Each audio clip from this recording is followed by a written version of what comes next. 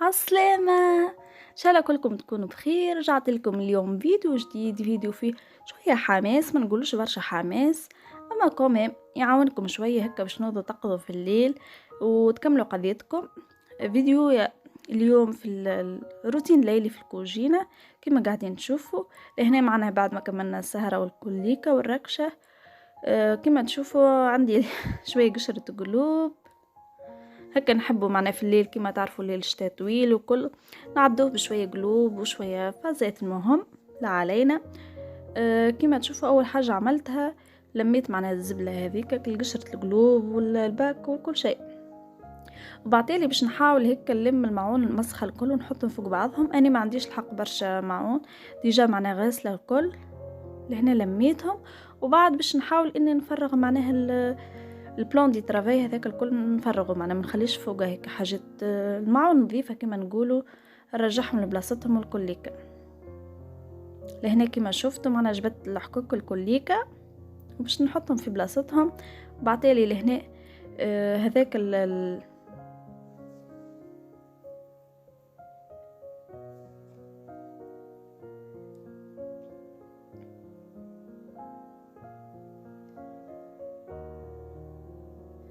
لهنا وريت لكم البرودوي هذا اللي نستعمل في غسيل معون، اللي هو غسال من جمال طياره برشا. الحق عندي برشا معناها نستعمل فيه 3 سنين هكاك، من اول عرس تقريبا نستعمل فيه هو. هاو كان اخذ بدون ما شاء الله يشدني ب6 شهور، مالغري راني نستعمل معناها نستعمله برشا. مانيش منك العباد اللي تحط القطره، مهم نستعمله برشا، اما يشدني ما شاء الله معناها كيما قلت لكم 6 شهور بدون 5 لترات. ما شاء الله. هو فيه 5 إطرات ب12,000 هكاكا ويشد بالباهي. باهي بعتالي هيك بديت كيما قلنا معناها نحاول اني نفرغها من اللي فوقها الكل. نحب اني البلان دي ترافاي معناها نعمل عليه بمو كيف يبدا نظيف، يبدا فارغ ما فيه حتى شيء هيك. علاش كيما شفتوا معناها كل مره نقص من حاجه، كل مره نرجع معناها المعون نظيف البلاصه. بعتالي هيك باش نعملها مسحه خفيفه.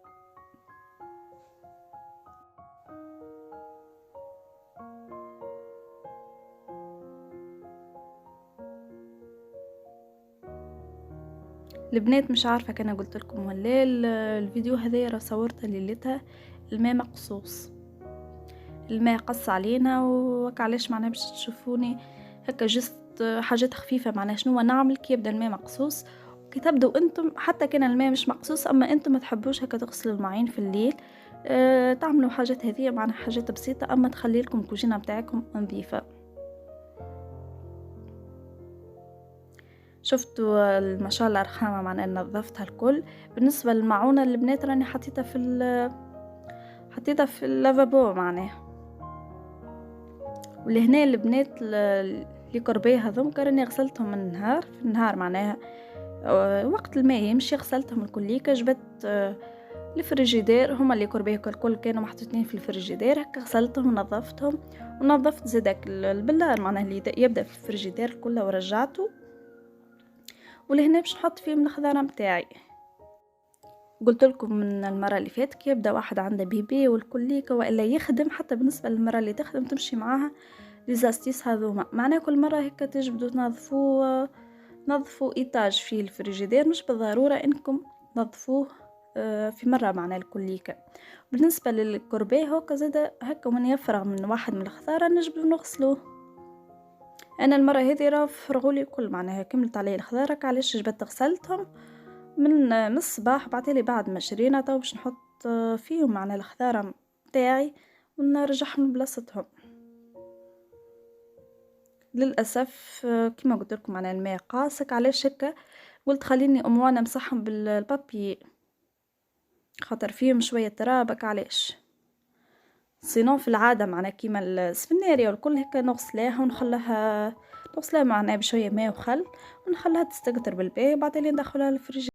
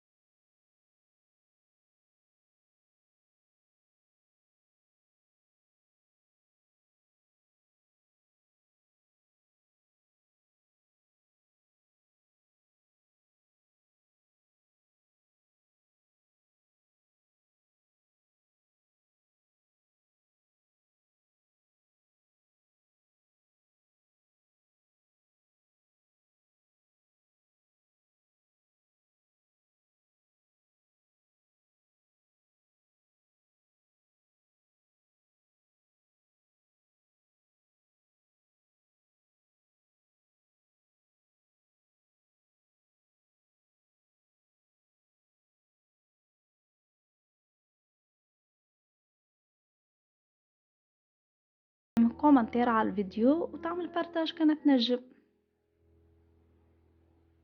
ان شاء الله يكون فيديو اليوم عجبكم، فيديو خفيف هكا جست كما قلت لكم، حبيت نوري لكم روتيني في الليل كيف الماء مقصوص. معناه شنو نعمل، ماذا بيا كنخلي الرخامه نظيفه كما تشوفوا هاوكا اللافابو معناه فيه المعون ممسخ.